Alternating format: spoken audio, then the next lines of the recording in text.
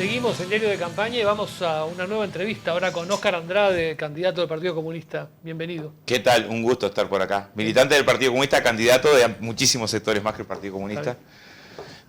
Por la lista amplia, la 18 de agosto, la 1001, la 6009 y la 205, por lo menos hasta ahora son las listas que llevan el Senado. El Senado, que sería el Senado del Partido Comunista. Es el Senado en el que está Carolina Cose segunda, por ejemplo, está Liliana Brasinska cuarta, militante del feminismo, está el Flaco de Nevi, está la Argonosa, hay gente de la cultura, del movimiento social, también el Partido Comunista, pero en la representación nosotros pensamos que más de la mitad de la representación, tanto en diputados como en Senado, son de sectores independientes que nos acompañan en esta movida.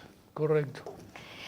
Andrade, queríamos preguntarle un poco primero de coyuntura política. A ver, en esta etapa de la campaña se ha insistido mucho en los últimos días desde el Frente Amplio se habla de la incapacidad de gobernar de la coalición opositora en caso de ganar, y desde el Partido Nacional sobre todo se apunta a las mismas dificultades que tendría el Frente Amplio de llegar al gobierno si no tiene, como todo hace prever según las encuestas, mayorías parlamentarias, ¿no?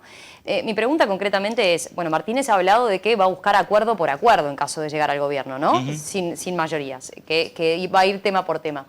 ¿Usted cómo se ve en el Parlamento discutiendo y llegando a acuerdos justamente con, por ejemplo, sectores que ha criticado mucho, como lo que tiene que ver con Cabildo Abierto y con Guido Manini Ríos? Yo creo que de la misma manera que me veo en la militancia social. O sea, yo difícilmente encuentren algún militante social que tenga más nivel de construcción de acuerdos reales, no discursivos. En el discurso cualquiera dice junto las partes y las pongo a hacer cosas en común.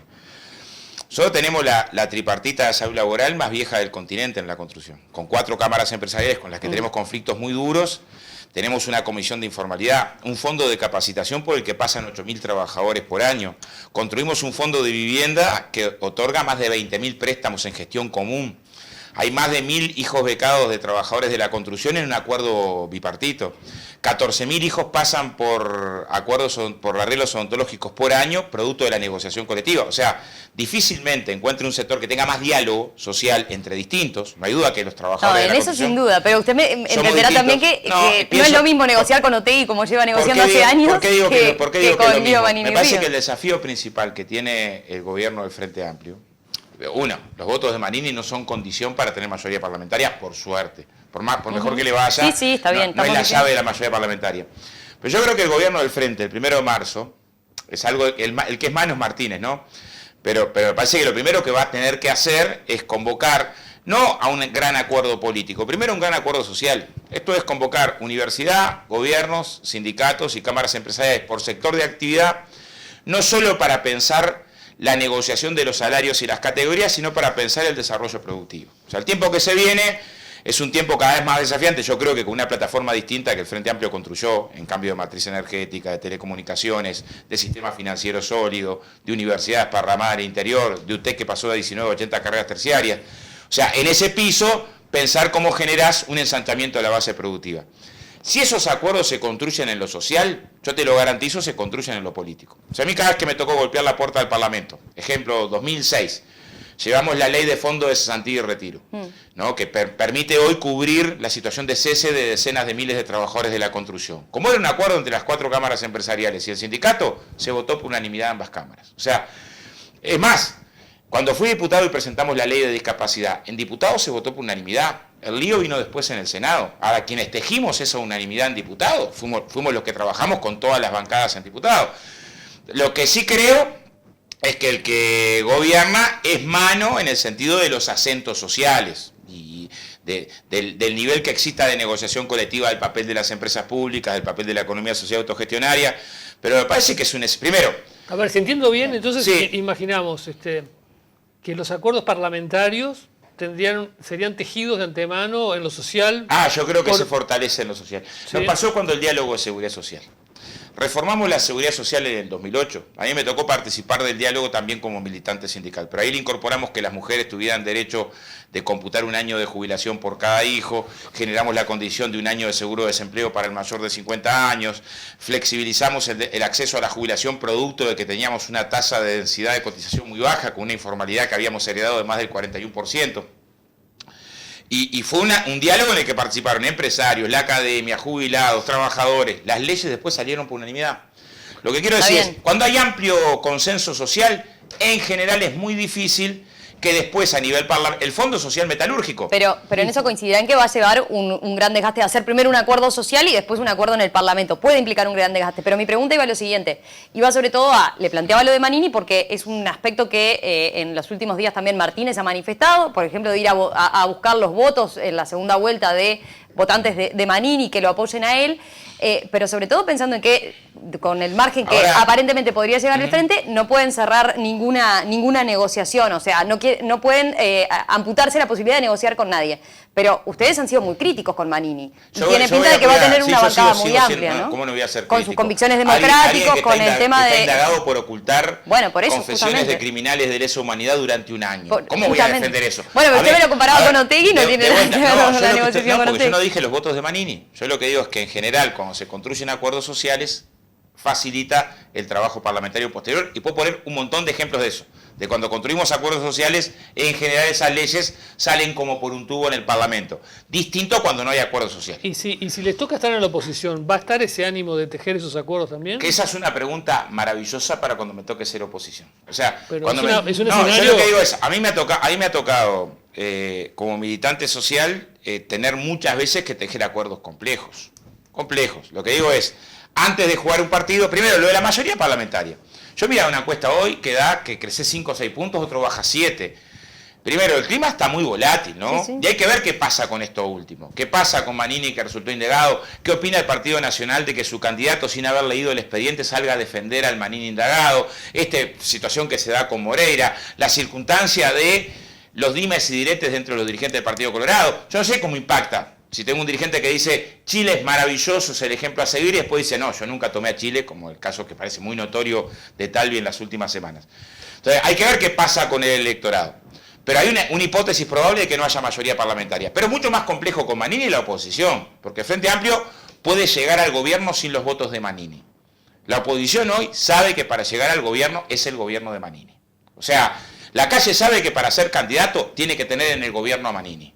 Frente Amplio no. Frente Amplio puede construir mayorías de votos en la segunda vuelta, si hay segunda vuelta, sin necesidad de acordar nada con Manini. Quienes más tienen que estar preocupados por alguien que ha hecho declaraciones contra los inmigrantes, hizo declaraciones durísimas contra la Suprema Corte de Justicia, durísima, ¿no? Durísima en el sentido de cacería, defendiendo a Gabazo y Silveira. O sea, cuando a Manini lo sacan de comandante jefe, a quienes defendía, a quienes decía que estaban perseguidos, bueno, quienes tienen que hacer el trabajo de incorporar al gobierno a este sector, que tiene a García Pinto, Rada Eli, bueno, es una ingeniería de la oposición. Andrade, no me respondió. Si les toca oposición, ¿van a tener ese ánimo constructivo de tejer acuerdos? Sí, yo creo que hay que pensar siempre en todo lo que sea mejor para el país. Ahora, depende.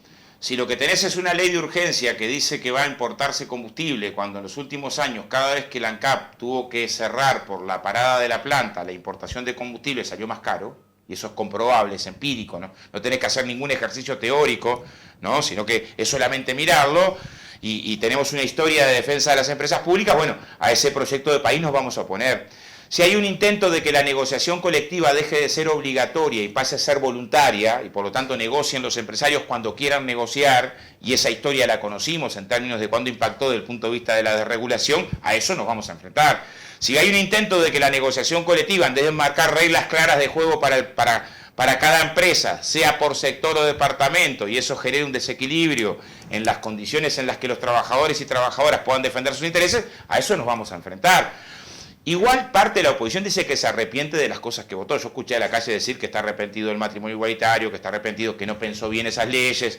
Hay que ver si después, en definitiva, efectivamente, hay o no intención en la acción política de ir en Pero contra de hay esa cosas norma. distintas, hay cosas que uno no tiene. Es evidente que el Frente está contra, por ejemplo, reformar los consejos salarios, ¿no? Y hay otras que son cosas que son de principios que uno no, tiene que oponerse militantemente. Si una cosa es no apoyar una cosa, ¿ustedes cómo imaginan ese escenario? Yo quiero contar con los votos de la oposición. Para mí me tocó ser parlamentario. Lo pueden decir Pablo Abdala, bueno, Amado en esa época era del Partido Colorado en la misma comisión. Abdala presenta un proyecto contra el acoso laboral al que trabajamos abiertamente, y sobre el proyecto de Abdala, con un montón de modificaciones, hicimos aportes. O sea, lo pueden decir eso más que yo. O sea, en general, cada vez que tuvimos que tomar iniciativas que venían de la oposición, lo que hicimos siendo oposición, siendo gobierno, me parece igual. Si hay un proyecto que es bueno para el país, empujamos. O sea, es más en el Parlamento. No, porque a veces se dice ni un minuto de tregua, ese tipo de cosas. Claro, pero lo que digo es, en el Parlamento a veces está la discusión de que parece que todo es blanco y negro. No, en general, de cada 10 proyectos en el Parlamento, 9 son por consenso y 1 por disenso. El problema es que el que es por disenso es el que tiene más prensa. Y entonces parece, da la impresión de que en todo hay diferencia. Cuando a veces las discusiones que tenés, o sea, a veces en la rendición de cuentas discutís la reasignación de recursos, que es el 3% del total de los recursos, y lo discutís como que se fuera la vida. Y yo sé que a veces 2 pesos de la vida para un proyecto, para otro, pero es eso lo que estás discutiendo, ¿no? En medio de que tenés gastos fijos que son muy rígidos, en medio de que tenés... Claramente, para nosotros es todo lo que sean políticas sociales que defensa de la inversión en salud, en educación, lo vamos a defender. Si la oposición quiere incrementar ahí, va a contar con nuestro voto, no tengo duda. Ahora, primero, antes de ponerme en el chip de ser oposición, que me gane la elección, ¿no? Porque si no es como que antes de un partido... Yo lo contestaba de esta manera. Imagínate que estás jugando una semifinal de un mundial y te dicen, ¿cómo te ves para el partido del tercer puesto? No, papá, déjame perder la semifinal, porque si no, la mentalidad que tenemos hoy hasta el domingo es tratar de convencer a la mayoría de los uruguayos de que el mejor proyecto político, no perfecto, pero el mejor proyecto político es el de las fuerzas progresistas. Bueno, queremos plantearle ahora un cuestionario que le vamos a hacer a todos los representantes de los partidos que vienen en este programa, de cara a que es, y pensando en que es el último programa de cara a las elecciones, ¿no? Así que le pedimos capaz que respuestas más breves. ¿Cuál fue el mayor acierto y el mayor error de la campaña del Frente Amplio? El mayor acierto de la campaña, a ver, yo creo que fue un acierto en términos de propuesta de campaña hacer énfasis en materia de capacitación, en materia de la formación profesional. Nuestra perspectiva de trabajo es una perspectiva de trabajo de calidad, no de cantidad de trabajo. ¿Y el mayor error? Y el mayor error de la campaña, yo no sé si un error notorio de campaña, me cuesta pensando rápido cuál puede haber sido la mayor equivocación. Me parece que el Frente ha hecho una campaña bastante más ordenada que la oposición. ¿Cómo definiría la campaña que se está dando? En general, ¿no? La de todos los partidos. Ojalá con más debate, ojalá hubiera más debate. Uno de los que vino y lo invité a debatir no quiso, que es el presidente Sanguinetti. Pero me hubiera gustado que hubiera tenido más intercambio entre los candidatos al Senado, entre los distintos referentes de cada área, que ocupara más espacio ese debate que el espacio del marketing. Yo creo que ahí ganamos todos.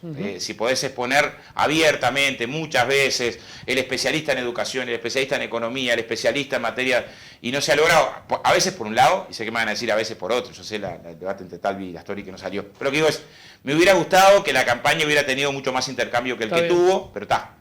En esta campaña, ¿las redes sociales están funcionando cómo? Una parte importante. Creo que cada vez cuesta más. Antes la campaña era impensable sin la televisión. Sin televisión, era el 100% no existías. Hoy creo que hay otros instrumentos que de alguna forma cubren espacio y van formando opinión. También hacen que la opinión sea mucho más fragmentaria, pero eso es algo que es de los códigos de comunicación de este tiempo, ¿no? ¿Cuál es el principal problema de Uruguay hoy y el primero que tendría que encarar un gobierno nuevo? Yo pondría dos juntos, el trabajo y la vivienda, y hasta que los ataría uno con otro, porque están íntimamente relacionados. Esa es la respuesta más importante que tenemos, porque de ahí se resuelven un montón de cosas. O sea, medidas que resuelvan la integración territorial es quizá la medida más potente para construir generaciones con otro soporte para que los temas de violencia en la sociedad sean menores. ¿Cómo definiría la actual situación de la economía del país? ¿Excelente, buena, mala o pésima? Yo creo que es excelente en el contexto. O sea, es excelente en el contexto de una caída pronunciada del precio de los commodities, en el contexto de una caída de las inversiones privadas en toda América Latina y en el contexto de una Argentina y Brasil que se cayeron a pedazos. Cada vez que eso pasó, Uruguay sucumbió. Estamos en problemas en la economía. No soy tonto de no darme cuenta que tenemos un déficit importante, que el crecimiento se desaceleró, pero miro esos resultados como hay que mirarlos en un mundo globalizado, en un contexto donde estamos en el más bajo nivel de intercambio con Argentina de la historia, perdimos de exportar 500 millones de dólares a Brasil, esto impacta desde el punto de vista del turismo. O sea, con todos esos hablazos que Uruguay no está en recesión, honestamente creo que es casi una hazaña. La penúltima ya la respondió en la previa, así que la última. Dentro de 5 años, ¿qué objetivo le gustaría que el gobierno haya logrado cumplir? Que el Frente Amplio lograra no solamente transformaciones en el plano económico-jurídico, sino también que avanzara mucho en transformaciones en el plano cultural, que creo que es donde tenemos más retraso y que el Uruguay sea un país cada vez más digno para vivir. Creo que ese es un objetivo que de todas las fuerzas y tendencias políticas, el de la pública felicidad, dijera Artigas, es un objetivo que nos tiene que mancomunar. Y salido de la disputa electoral está bueno que nos sentemos a mirar acuerdos largos, ¿no? También es un tiempo, independiente de los lugares, más allá de la mayoría no parlamentaria. Frente a la mayoría parlamentaria tiene que también tratar de buscar acuerdos largos. A veces no es posible, no solo por una de las partes, ¿no? Muchas gracias. Gracias, Andrade. Gracias, Andrade. Volvemos enseguida.